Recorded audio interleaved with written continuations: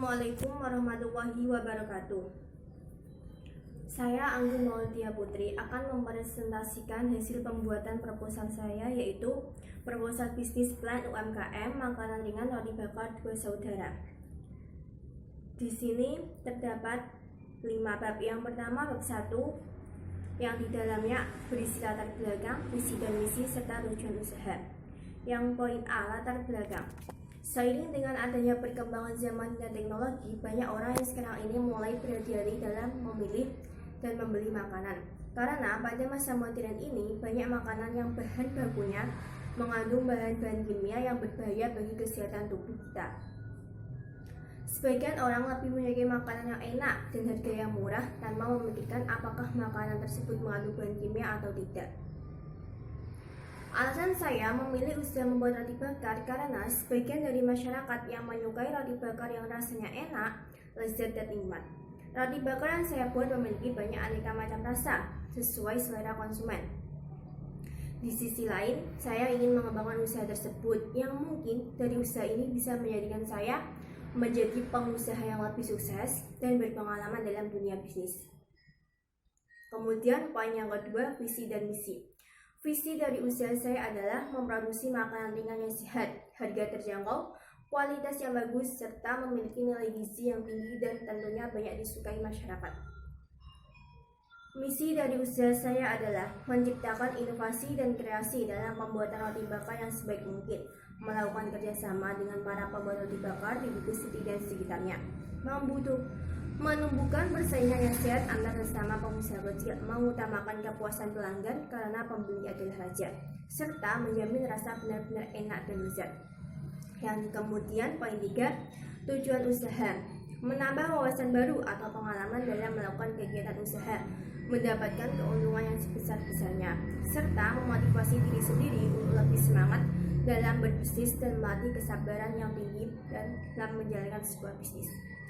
Kemudian yang kedua, bab 2, yaitu mengenai profil usaha yang di dalamnya terdapat biodata pemilik, jenis usaha, serta deskripsi umum usaha roti bakar.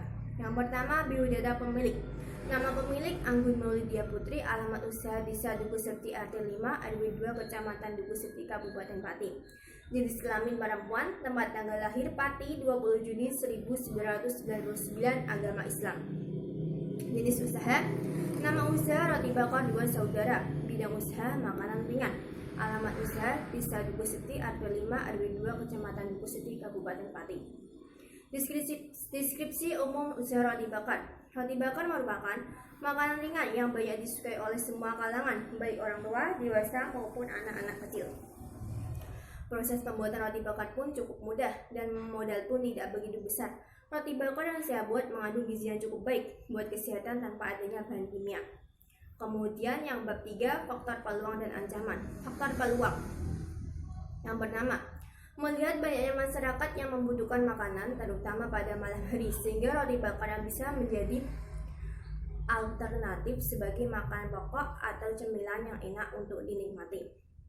Sebagian besar penjual roti bakar yang ada hanya menawarkan rasa yang umum seperti coklat, keju, nanas, anggur, stroberi, dan kacang.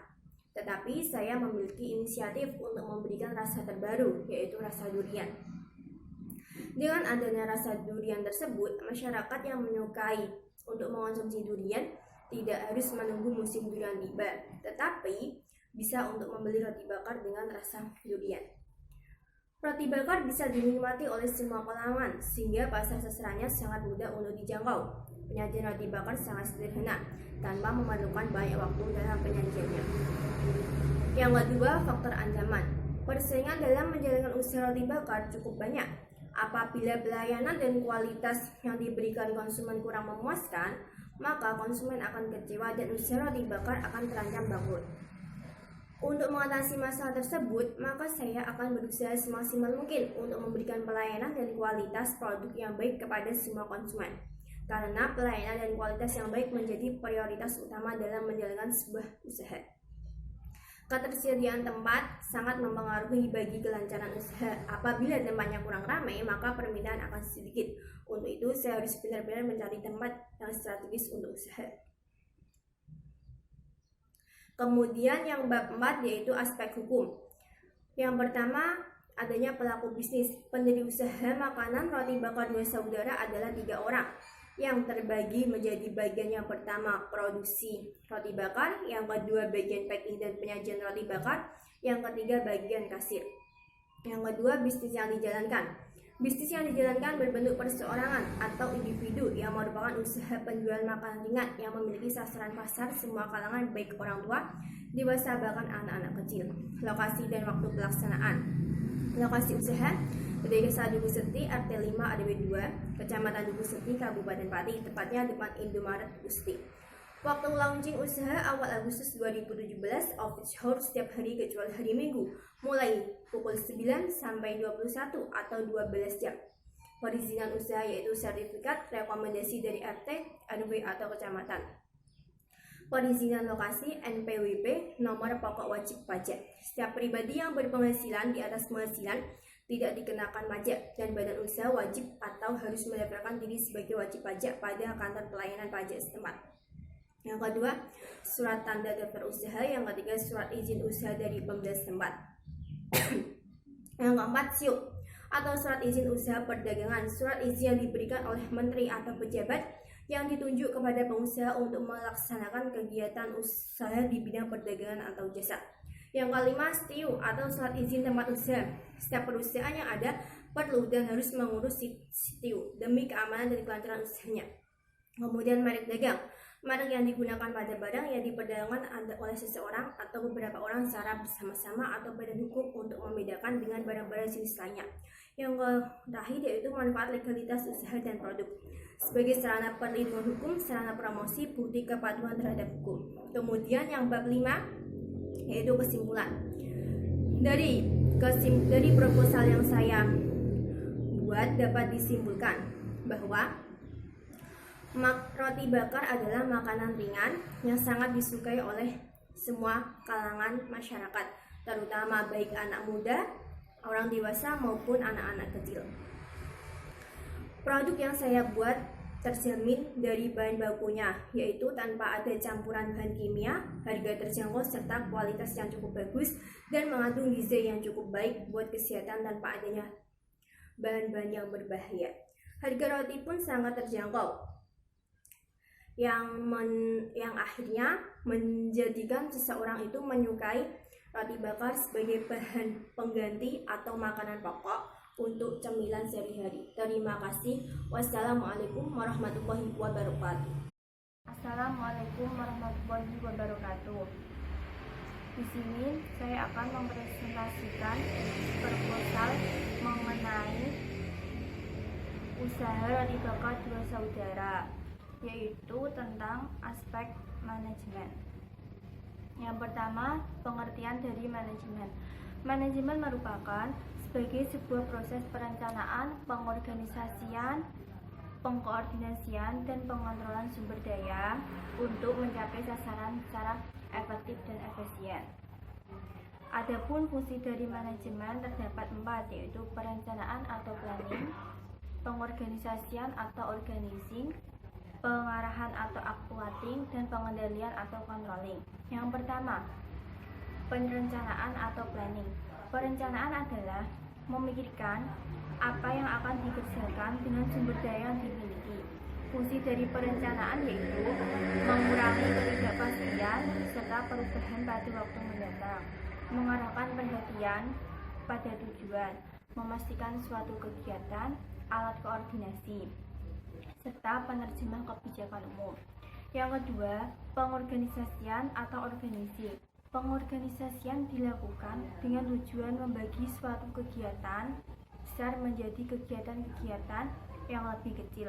Adapun fungsi dari pengorganisasian yaitu merinci seluruh pekerjaan yang harus dilaksanakan, membagi beban kerja organisasi, menetapkan mekanisme untuk mengkoordinasikan pekerjaan anggota organisasi dalam kesatuan yang harmonis, memantau efektivitas organisasi, dan mengambil langkah-langkah penyesuaian untuk memperhatikan atau meningkatkan efektivitas serta mengkombinasikan pekerjaan anggota organisasi.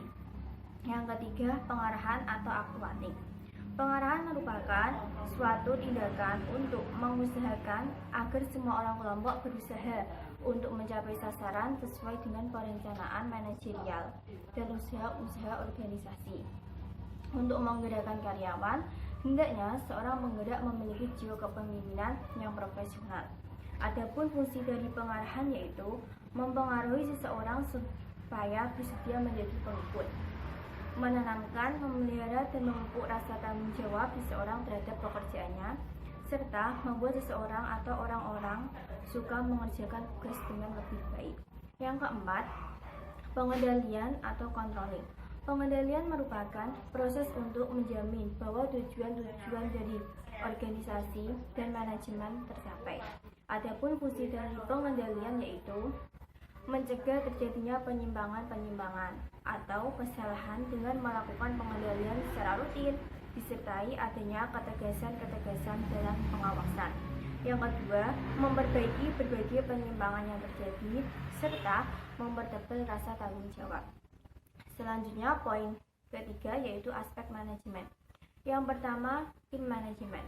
Terdapat 4 tim, yaitu yang pertama, satu orang pemilik usaha bertanggung jawab atas keseluruhan proses penjualan dan menetapkan kebijakan-kebijakan yang berhubungan dengan pengembangan usahanya. Yang kedua, satu orang bagian produksi bertanggung jawab atas kelancaran proses produksi dan meneliti bahan baku yang bagus untuk diproduksi.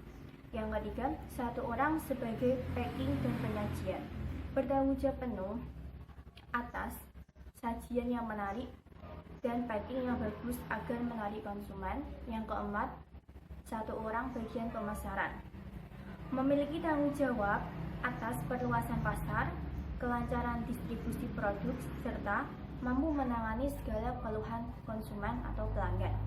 Kemudian poin yang kedua, kegiatan praoperasional dan jadwal pelaksanaan. Kegiatan operasional merupakan kegiatan yang harus dirancang sebelum memulai suatu usaha. Ada beberapa hal yang harus dipersiapkan sebelumnya, yaitu kegiatan praoperasional yang dilakukan oleh seseorang pembisnis adalah melakukan riset pasar secara langsung, melihat dan menganalisis target yang individunya, melihat target yang belum dimasuki oleh para pesaing, melakukan beberapa survei, menyusun perencanaan produk, rencana penjualan, tenaga kerja, dan melihat seberapa besar modal yang harus dikeluarkan untuk membuka usaha tersebut. Demikianlah presentasi dari saya. Wassalamualaikum warahmatullahi wabarakatuh. Di sini saya akan mempresentasikan proposal saya mengenai usaha roti bakar saudara tentang aspek pemasaran. Terdapat 4 aspek, yaitu marketing plan atau rencana pemasaran, yang kedua strategi pemasaran, yang ketiga promosi, dan yang keempat harga jual produk. Yang pertama, marketing plan atau rencana pemasaran. Terdapat 5 rencana. Yang pertama, target pasar. Usaha ini berlokasi di tempat yang strategis dan di pinggir jalan raya. Tempatnya sangat strategis karena dilalui oleh para muda-mudi yang hendak berwisata ke pantai idola dan pelabuhan, sehingga dapat menarik perhatiannya untuk bersejenak bersantai dan menikmati makan roti bakar dua saudara ini. Kemudian yang kedua, pesaing. Untuk pesaing di daerah saya tempatnya tidak begitu banyak. Walaupun ada pesaing, mungkin penjualnya di lain daerah dan lokasinya pun berjarak jauh dengan lokasi saya. Yang ketiga, sasaran pembeli. Usaha yang saya jalankan untuk sasaran pembelinya yaitu mencakup seluruh kalangan masyarakat, baik kalangan bawah, menengah maupun kalangan atas. Kemudian membuat produk yang unik. Konsumen suka dengan produk yang berpenampilan menarik, harga yang terjangkau dengan rasa yang nikmat, serta pelayanan cepat dan sesuai dengan keinginan konsumen. Kemudian poin kedua, strategi pemasaran. Terdapat 4 strategi. Yang pertama, dari mulut ke mulut, yang kedua melalui media internet, yang ketiga pengembangan produk, dan yang keempat membuat brosur dan banner. Yang pertama, dari mulut ke mulut. Promosi dari mulut ke mulut merupakan promosi yang paling sederhana tanpa mengeluarkan biaya sama sekali. Cukup bercerita dengan teman-teman atau keluarga untuk mempromosikan usaha saya ini, sehingga secara tidak langsung semua konsumen atau masyarakat akan mengetahui usaha saya ini.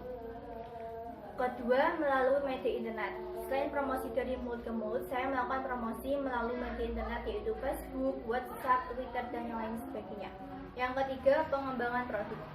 Usaha yang saya jalankan dapat berkembang dengan cara menambahkan rasa yang mungkin tidak ada pada pesaing lain, seperti rasa durian dengan harga yang terjangkau dan memberikan nilai lebih di mata konsumen. Sehingga jangkauan pasar semakin luas dan tingkat loyalitas konsumen setiap harinya juga semakin meningkat. Yang keempat, membuat brosur dan banner.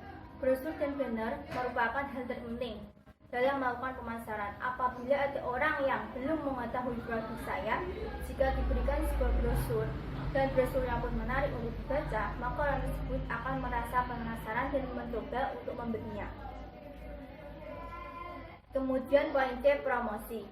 Untuk menarik minat konsumen, saya memberikan cara-cara tertentu. Yang pertama, pada hari Jumat, saya memberikan potongan harga kepada konsumen yang membeli roti dengan harga mulai Rp10.000 dengan diskon Rp10%. Yang kedua, apabila konsumen membeli roti lebih dari 5 bungkus dengan varian rasa apapun, saya menetapkan dengan harga hanya Rp10.000 saja. Yang ketiga, apabila konsumen membeli roti di atas 10 bungkus, saya akan mendapatkan bonus dari saya 1 bungkus dengan harga tetap sama, yaitu Rp10.000 walaupun berbeda rasanya. Yang terakhir, apabila sering melakukan pembelian maksimal 3 kali dalam 1 minggu, saya akan memberikan diskon 20%. Kemudian aspek pemasaran yang terakhir yaitu harga jual produk. Yang pertama, harga. Produk yang saya tawarkan memiliki harga yang berbeda-beda, tergantung dari rasa yang diinginkan konsumen. Karena macam-macam dari rasa tersebut tidak sama, level harga yang saya tetapkan yaitu sebagai berikut. Coklat nanas anggur Rp15.000, coklat kacang Rp12.000, coklat stroberi Rp12.000, coklat melon Rp12.000, serta coklat durian Rp15.000. Nanas stroberi Rp10.000, nanas melon Rp10.000, nanas anggur Rp10.000, nanas keju Rp10.000, nanas kacang Rp12.000. Stroberi, nanas anggur Rp12.000, keju, stroberi, melon, kacang Rp20.000. Sekian dari presentasi yang saya sampaikan. Apabila ada kata-kata yang kurang berkenan, saya mohon maaf. Wassalamualaikum warahmatullahi wabarakatuh. Assalamualaikum warahmatullahi wabarakatuh.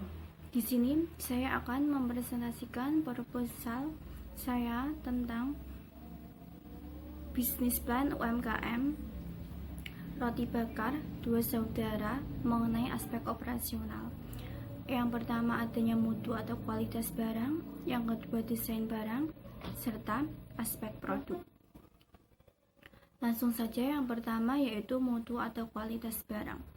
Mutu atau kualitas adalah salah satu senjata untuk produk yang diproduksi dan dipilih oleh konsumen yang memiliki fungsi keawetan, kehandalan, ketepatan, serta kemudahan dipergunakan dan diperbaiki. Kualitas suatu produk merupakan keadaan fisik, fungsi, dan sifat suatu produk bersangkutan yang dapat memenuhi selera dan kebutuhan konsumen dengan memuaskan sesuai nilai uang yang dikeluarkan. Apabila produk yang saya jual memiliki mutu yang bagus, maka akan sangat mudah untuk menarik hati konsumen. Produk yang saya jual benar-benar memiliki mutu yang baik karena dari bahan baku yang saya dapatkan tidak sembarang bahan baku. Bahan baku yang saya gunakan semuanya tergolong jenis bahan baku kelas atas atau bahan baku pilihan. Produk yang saya jual bahan bakunya sangat diutamakan agar kualitas tetap terjamin dan memiliki daya beli yang tinggi. Produk yang saya jual memiliki kualitas yang tidak kalah saing dengan produk yang lainnya. Walaupun banyak usaha jual roti bakar, tetapi kualitas dari produk saya tidak dapat dikalahkan. Produk dari usaha saya memiliki keunikan tersendiri dari usaha yang lainnya. Kualitasnya juga sangat terjamin yang menjadikan produk ini banyak disukai oleh semua kalangan, baik kalangan anak-anak, dewasa, orang tua maupun remaja. Yang kedua, desain barang.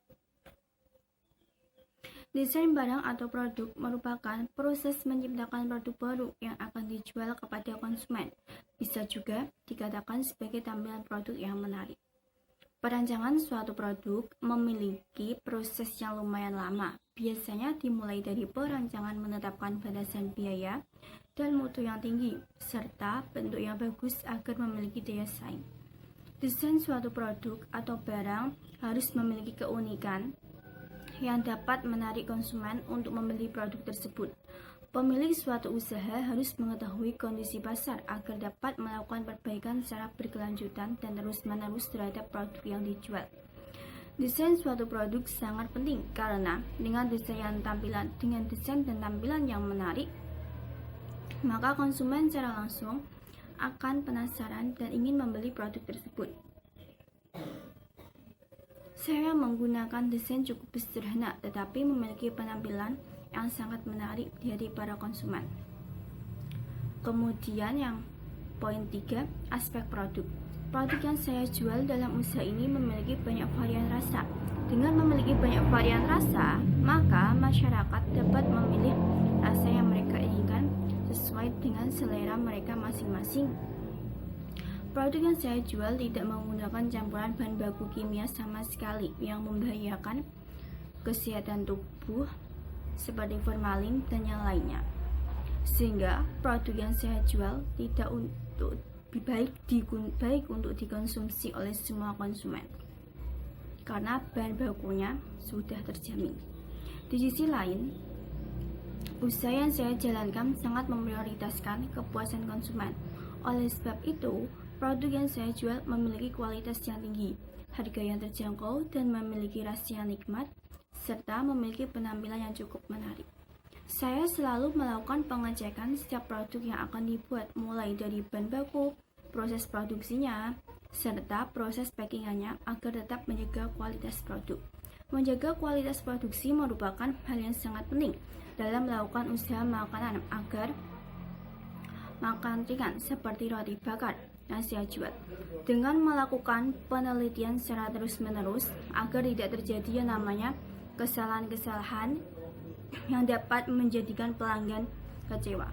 Menjaga kualitas produk dalam usaha ini sangat saya prioritaskan agar daya beli masyarakat tidak mengalami penurunan serta bertujuan untuk menjaga kepercayaan dan loyalitas konsumen. Apabila konsumen puas dengan produk yang saya jual, maka pemilik juga senang. Terima kasih. Assalamualaikum warahmatullahi wabarakatuh. Di sini saya akan mempresentasikan proposal bisnis UMKM tentang aspek sumber daya manusia yang di dalamnya mencakup 4 hal. Yang pertama, proses seleksi dan rekrutmen. Yang kedua, menyusun aturan, prosedur, dan kebijakan usaha. Yang ketiga, memberikan upaya masuk akal. Serta yang keempat, melakukan evaluasi secara berkala. Langsung saja yang pertama, proses seleksi dan rekrutmen. Ketika membutuhkan karyawan baru, harus dilakukan seleksi terlebih dahulu. Jangan sampai merekrut karyawan secara asal-asalan. Jika ingin usaha tetap berjalan dan berkembang, perhatikan karakter setiap calon karyawan. Memilih karyawan yang memiliki kedisiplinan tinggi, komitmen, bersikap sopan santun, serta mempunyai keinginan belajar yang kuat. Setelah tahap seleksi dilakukan, tahap selanjutnya melakukan pelatihan dan pengembangan kepada karyawan, agar karyawan dapat menjalankan pekerjaan sesuai dengan keahliannya masing-masing. Selain itu, dapat meningkatkan kekompakan dan performa karyawan sebagai sebuah tim guna mencapai tujuan suatu usaha yang dijalankan. Proses seleksi kepada karyawan sangat diharuskan dalam dunia bisnis agar dapat mengetahui lebih detail tentang kesehatan fisik dan kemampuannya dalam bidang apapun. Seleksi dilakukan dengan cara yang adil. Jangan langsung menerima karyawan karena kecantikannya atau ketampanannya sehingga tidak jelas asal-usulnya yang menjadikan usaha akan berjalan untuk sementara waktu. Sebagai pemilik, tahap seleksi dan rekrutmen harus benar-benar dilakukan sebaik mungkin tanpa adanya kesalahpahaman yang akhirnya akan menimbulkan sebuah masalah dalam dunia bisnis. Yang kedua, menyusun aturan, prosedur, dan kebijakan usaha. Untuk mengembangkan usaha, buatlah aturan-aturan yang jelas seperti jam operasional, prosedur produksi, dan tata tertib yang harus ditaati. Selain itu, membuat kebijakan kepada karyawan seperti melakukan rekreasi, memberikan bonus, serta insentif berdasarkan performa karyawan agar karyawan merasa senang dan bersemangat dalam melakukan pekerjaannya. Memberikan kebijakan yang baik dan sesuai agar karyawan mudah untuk menaatinya. Jangan memberikan kebijakan yang terlalu sulit dan semena-mena terhadap karyawan, sehingga karyawan merasa kurang senang dan puas terhadap pekerjaannya. Sebagai pemilik usaha harus memberikan ketegasan dengan cara yang sopan santun, ramah, agar karyawan merasa dihargai. Yang ketiga, memberikan upah yang masuk akal. Memberikan upah kepada karyawan sesuai tanggung jawab masing-masing. Upah yang diberikan harus cukup untuk memenuhi kebutuhan dasar karyawan, serta tidak memberatkan kondisi keuangan usaha. Memberikan upah yang wajar agar karyawan merasa puas terhadap pekerjaannya dan termotivasi tinggi dalam bekerja. Karena karyawan menganggap bahwa pemilik usaha ini sangat baik, sehingga karyawan tersebut merasa bangga kepada manajernya atau pemilik usaha, yang menjadikan hubungan antara pemilik dan karyawan sangat harmonis dan saling melengkapi. Di sisi lain, sebagai pemilik, memberikan upah kepada karyawannya harus didasarkan rasa yang tulus dan ikhlas, sehingga karyawan tersebut akan merasa nyaman dalam bekerja. Jika memiliki karyawan masih bersaudara, jangan membeda-bedakan untuk memberikan upah. Sebagai pemilik, harus adil dalam memberikan upah sesuai dengan tugas masing-masing. Walaupun yang dipekerjakan adalah saudaranya sendiri, jangan diam-diam untuk memberikan upah yang lebih. Apabila hal tersebut terjadi dan diketahui oleh karyawan yang lain, maka akan menjadikan sebuah konflik yang akhirnya membuat karyawan yang lain kecewa dan tidak semangat dalam bekerja. Pemilik harus jujur, adil, dan bertanggung jawab penuh atas karyawannya. Kemudian yang terakhir, melakukan evaluasi secara berkala. Evaluasi kinerja wajib dilakukan untuk mengetahui efektivitas seorang karyawan dalam melakukan tugas-tugas yang diberikan, sekaligus mempelajari kinerja masing-masing karyawan. Evaluasi kinerja bisa dilakukan setiap 1 bulan sekali untuk dapat mengetahui potensi pekerjaan karyawan yang bagus atau yang tidak bagus sama sekali. Apabila karyawan dalam melakukan pekerjaannya selalu disiplin, komitmen, serta bertanggung jawab dalam tugasnya, maka sebagai pemilik wajib memberikan apresiasi terhadap karyawan yang berprestasi. Jika ada karyawan yang bekerjanya kurang optimal, maka bisa memberikan bimbingan khusus kepada karyawan, sehingga karyawan tersebut dapat bekerja secara optimal dan sebaik mungkin. Di sisi lain, pemilik juga bisa memberikan bonus kepada karyawan yang pekerjaannya sangat bagus agar menjadikan karyawan tersebut merasa senang dan puas dalam pekerjaannya, yang akhirnya akan bekerja secara sungguh-sungguh dan sebaik mungkin. Terima kasih. Wassalamualaikum warahmatullahi wabarakatuh. Assalamualaikum warahmatullahi wabarakatuh. Di sini saya akan mempresentasikan proposal yang telah saya buat untuk yang terakhir mengenai aspek keuangan. Yang di dalamnya terdapat 4 hal. Yang pertama, biaya awal atau modal awal. Yang kedua, analisis resiko keuangan. Yang ketiga, laba rugi. Dan yang keempat, arus kas. Langsung saya jelaskan mulai dari yang pertama, yaitu biaya awal atau modal awal. Yang pertama ada sewa tempat. Dalam 1 tahun itu Rp 9 juta.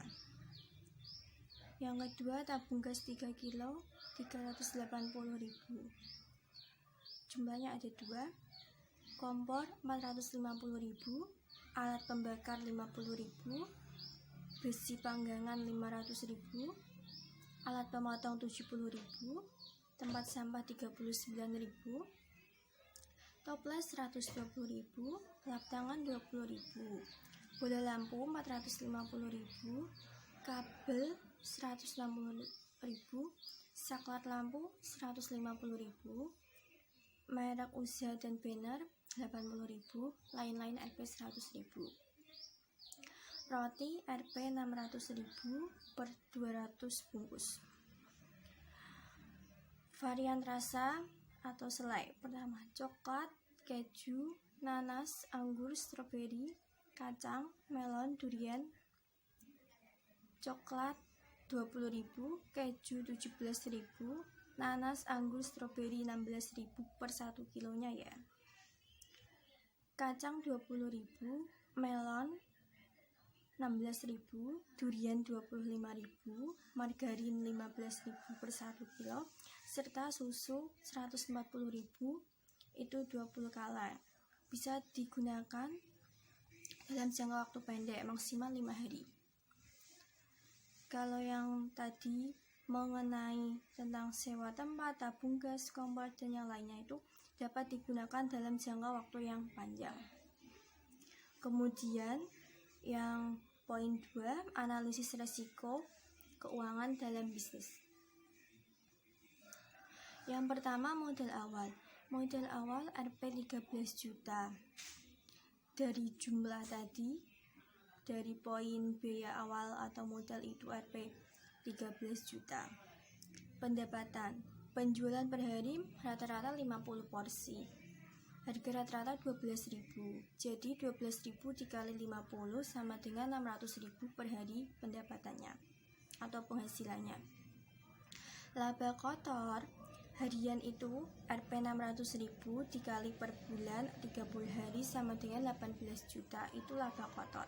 Kemudian biaya operasional per bulan terdiri dari 4 gaji karyawan itu 6.800.000, per bulannya 1.700.000, biaya transportasi Rp 400.000 per bulan, biaya bahan Rp 2.500.000 per bulan, total biaya operasional Rp 9.700.000. Kemudian laba bersih per bulan sama dengan itu, kita laba kotor dikurangi biaya operasional 18 juta dikurangi 9.700.000 sama dengan 8.300.000. Kemudian BEP atau break even point, modal awal dibagi laba bersih per bulan.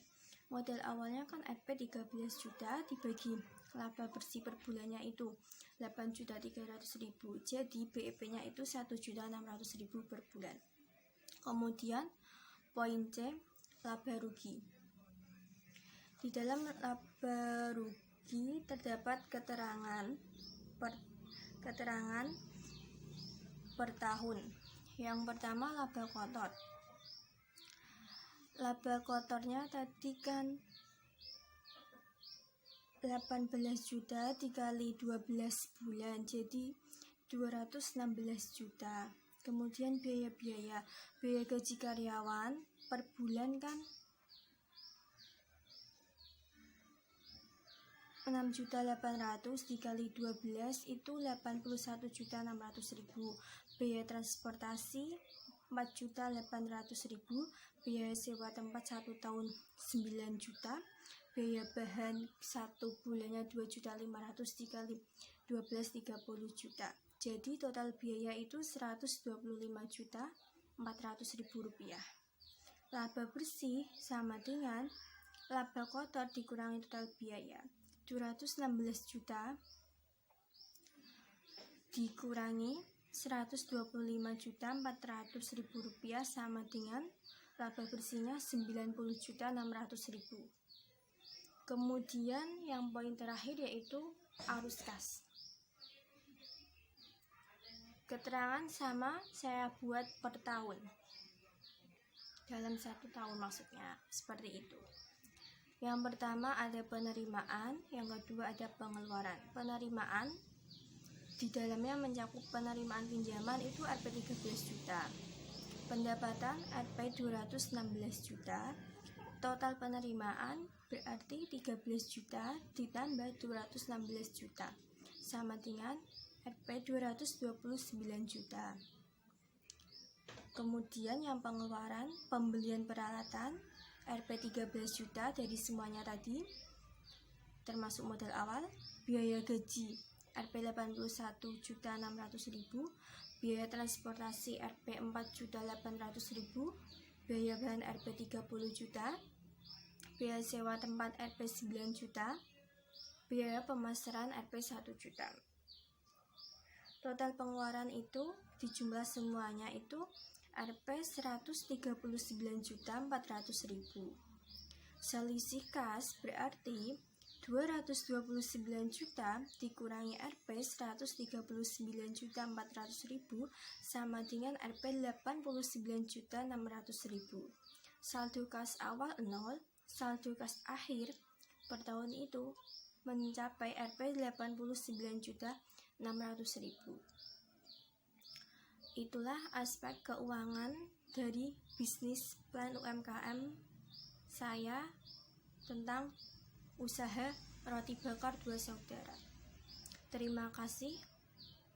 Apabila ada kata-kata yang kurang sopan, saya mohon maaf.